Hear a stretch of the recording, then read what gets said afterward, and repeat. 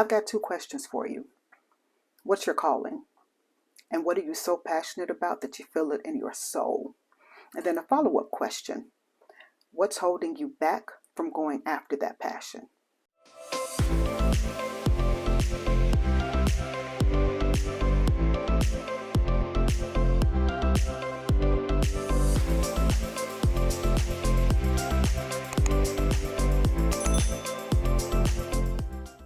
If you sit around and fantasize about getting that dream job or moving into that beautiful house or even starting your own business, it's time to wake up and go, yo. Get out of your own way and start manifesting your destiny. Now, I know, it's easier said than done, right? That may be true, but you gotta start somewhere. In this video, I'll talk about self-doubt, what it is, clues that you may be struggling with it, and I'll also share how I was able to overcome some of the most debilitating moments that led to my own self-doubt. But first, let's talk about self-doubt. What is it? By definition, self-doubt is the lack of confidence in oneself or one's own abilities. It's a dream killer, basically. If you're full of self-doubt, how can you manifest your destiny? Knowing what self-doubt is the first step to overcoming it, but then the next step is recognizing it within yourself. And here are some clues to help you do that. Clue number one, do you have low self-esteem and lack confidence in yourself? Now, this is a big sign of self-doubt. I struggled with this all my life, especially when I was younger. Number two, do you feel anxiety when you think about your goals or when it's showtime? See, I deal with this every time when I have to write a book or when I have to present something at work. Another clue is, do you feel a sense of depression when you think about all the things that you haven't done or accomplished, or vice versa? Does that sense of depression cause you to doubt yourself? Do you procrastinate or have a lack of motivation? Now, I covered this in a previous video, but procrastination can be a sign that you have doubt in your abilities to be successful in whatever it is you're trying to do.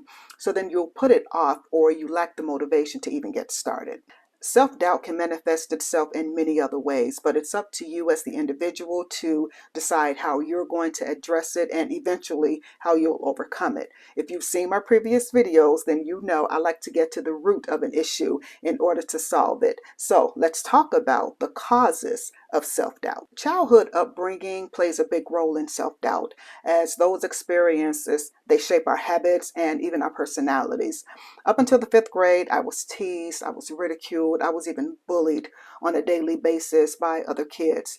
I was called bummy because my clothes were either worn or old. See, that grunge look, that tore-up look may be okay now, but in the 70s, nope, that was a no-no. And then the girls always teased me because my hair wasn't always done. Listen, we were dirt poor. I was raised by a single mother. We didn't always have the means or the resources to get new clothing. So I felt ashamed about the way I dressed, about the way I looked. Nobody wanted to play with me. No one wanted to be my friends. I'm dating myself here, but this was all before the invention of social media. So I didn't have a persona to hide behind. That torture was in my face every single day. And then as a teenager, I had an adult in my life who told me constantly that I was never going to amount to anything. So I grew up believing that I was ugly, that I was unworthy, that I was unwanted, and that I would be stuck where I was forever. I had to dig deep to find my own voice so that I could drown out all those negative voices. It wasn't easy. In fact, it took a lot of years to fully get past most of that messiness. Now, I probably could have gotten past it sooner if I had the foresight to get counseling back then. Another cause of self-doubt could be past experiences and mistakes. See, our experiences shape our views on life sometimes, and it dictates how we respond to situations. If those experiences are mired with mistakes, we're less likely to trust our own instinct and our own decision-making abilities. As a young woman, and because I lacked so much self-esteem and confidence, I made horrible decisions when it came to men and relationships. It seemed like I was in a pattern of going from one bad relationship to a different type of bad relationship. But it was all because I believed that I wasn't worthy of a good, healthy relationship. I always went for the guy who had issues because I believed if he had problems, then he wouldn't be able to see how damaged I was. That's how low my esteem was. I had to change that mindset first. and then recognize that I was a woman who was deserving of respect and a person who deserved to be happy. Another cause of self-doubt is comparing ourselves with others. We may look at another person's accomplishments and think, I can't compete with that, or I'm not that good.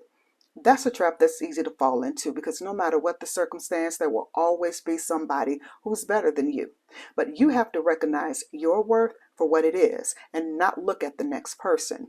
Their gift is theirs, and your talents are yours to work on and grow to be the best that you can be. And lastly, fear of failure or rejection is another cause of self-doubt. What if I fail is a question that I ask myself directly and sometimes indirectly through my own inaction. It's okay to ask yourself that question, but don't stop there.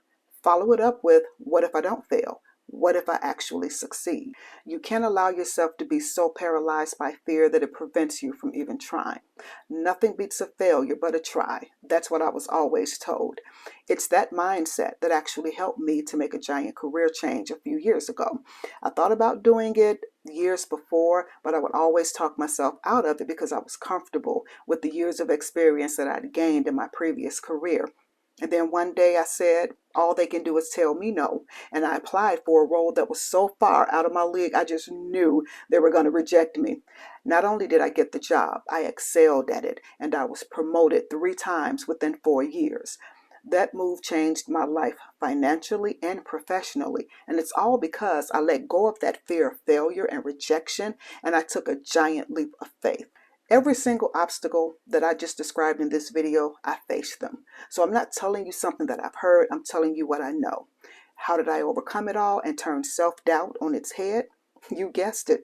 I got out of my own way. See, sometimes we are the barriers to our own forward movement. Things like fear and doubt can be paralyzing forces, and it'll root you right where you stand if you don't check it. So here are a few tips to help get you going. Ultimately, you'll have to understand what's driving your doubt and deal with that. But for now, here are a couple of tips. Root cause the issue. What is causing you to doubt yourself? Once you understand the cause, you can start addressing the problem. Ground yourself and say stop. You've got to get out of your own head and stop those negative thoughts. When you feel the urge to say, I can't, stop. Replace it with, I'll try, and then actually try. Remember, nothing beats a failure but a try. If you fail, that's okay. Try again or take a different approach. Positive reinforcements. Focus on the positives in your life. If you can't find anything, start with the basics. You made it to see another day. Reinforcing positivity boosts morale, and it can energize you to put in the work that you're going to need to keep going. And get out of the comparison trap. Be your own authentic self. You were created individually with your own powers and gifts. Just because someone does something a little bit better than you doesn't make them better than you. And even if they are, so what?